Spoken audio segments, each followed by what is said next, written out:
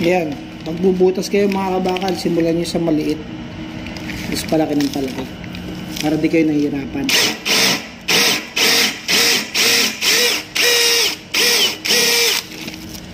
Gumamit ako ng 6. Tapos ngayon 8. Tapos ng 8, gamit ako ng G's.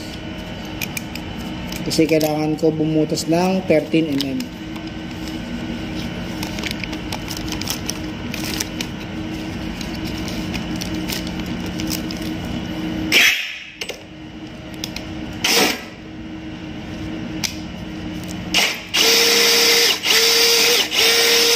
Ayan, di ba? Ganun lang ang diskarte pag mag-drill kayo. Pagbubutas kayo. Huwag niyong bibiglain. Mas madali pagka hindi nyo binibigla. Tsaka ito yung tama. Okay. So, ayan. 10 ngayon, 11.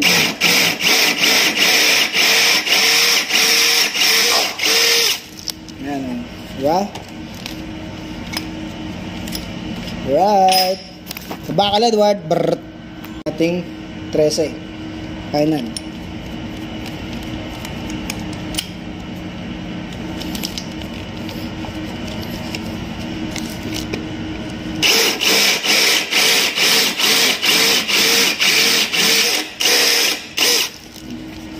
Yun, wala kayo napirap mga kabakal.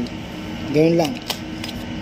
Simulan nyo sa 6, 8, tapos mag-gis kayo, 11, 12, and then final, 13. O kung ano man yung inyong kailangan na diameter. Alright. So, yan. Pakita ko sa inyo yung set ko. Yan yung aking set.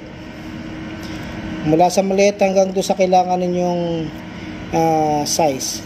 Okay? Specific size na 13 na kailangan natin. Yan, okay na. Kabakal Edward. Yun o. Kabakal Edward. Brrrt.